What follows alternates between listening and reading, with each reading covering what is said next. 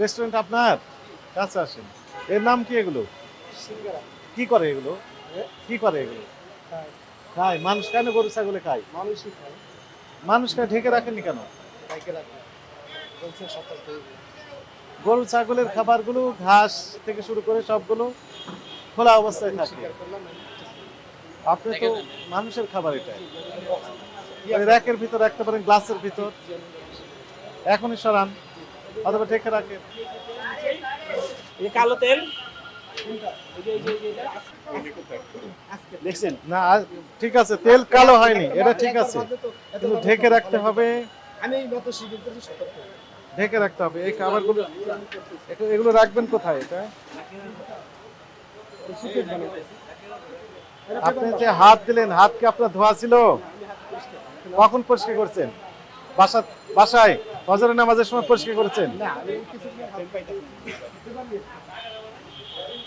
আপনার তো হাত তো ধোয়া দেখলাম না আমরা। দুই হাত দিয়ে সমানে তুলতেছেন, হ্যাঁ? আপনি তো আগে বলেছেন মানুষে খাবে এগুলো। অজু অজু করার সময়, ফজরের সময় আর গোসলের সময় হাত ধোন। স্যার আমার একটু রিকোয়েস্ট করেন, আমি চিকেন আমি একটু গ্লাস বানাবো স্যার। হ্যাঁ, কবে বানাবেন? আমি আজকে বলছি ওই র্যাকটাও দেখেন খোলা অবস্থা আছে, এখানে রাজ্যের গাড়ি ঘোড়া চলে, হাজার হাজার গাড়ি চলছে, তাই না? তারপরে তো ধুয়ে দেওয়া হয়েছে বেশি ওটার সাথে তো একটা কাপড় ক্লাস সিস্টেম করবেন। জি স্যার। তা আবার রাস্তা ফুটপাত দখল করে বসে আছেন, এটা তো ফুটপাতের রাস্তা, মানুষ হেঁটে যেতে তো কষ্ট হবে। আপনার হাতটা আমরা ধোয়া দেখি নাই, যে হাত ছিল ওই হাত দিয়ে আপনি দুই হাত দিয়ে সমানে তো উঠানো শুরু করেছেন। হাতটা তো ধোয়া লাগে নাকি?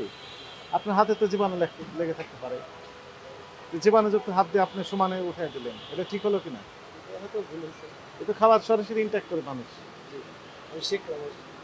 এই খাবারগুলো খেলে পেটের বিভিন্ন রকম রোগ দেখা দিতে পারে, ডায়রিয়া হতে পারে, আমাশা হতে পারে, জন্ডিস হতে পারে, আরো ভয়ানক ভয়ানক রোগ হতে পারে, তাই না?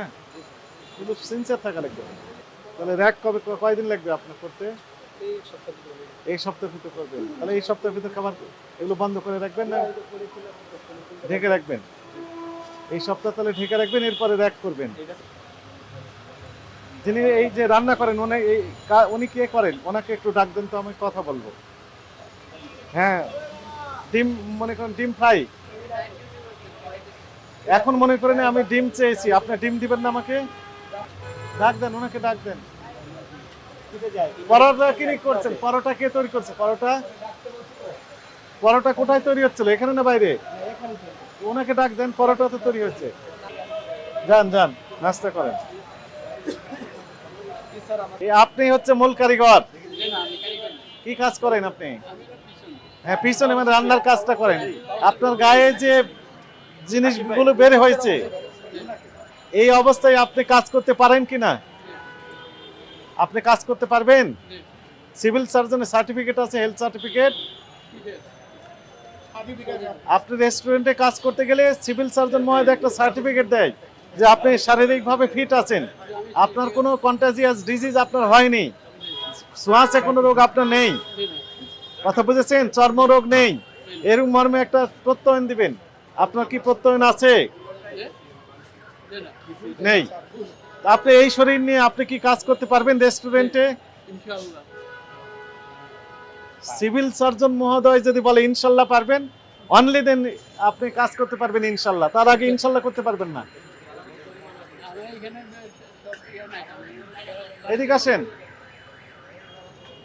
আপনি চলে যান না, থামেন থামেন, আপনাকেই তো আমরা এতক্ষণ খুঁজতেছিলাম, কাছে আসেন। ইনার শারীরিক যে অবস্থা, হেলথ সার্টিফিকেট ছাড়া উনি কাজ করতে পারবেন না। সিভিল সার্জন মহোদয় একটা প্রত্যয়ন দেয় প্রত্যেক কর্মচারীর জন্য, যেনারা এই রেস্টুরেন্টগুলোতে কাজ করেন, কথা বুঝেছেন? সার্টিফিকেট আছে ওনার, সার্টিফিকেট নিতে হবে। হেলথ সার্টিফিকেট দিবেন হচ্ছে, কে দিবেন আমি বললাম? কাছে আসেন, কে দিবেন এটি বলেছি। কোথা থেকে? আপনাকে জানতে হবে তো, আপনি হাসতেছেন কেন? না জেনে আপনি ব্যবসা শুরু করছেন কেন? আপনাকে সরকার কি জোর করে চাপিয়ে দিয়েছে যে এই ব্যবসা করতে হবে? না আইন কানুন মেনে যদি পারেন করেন, না হলে দরকার নাই, অন্য ব্যবসা করেন।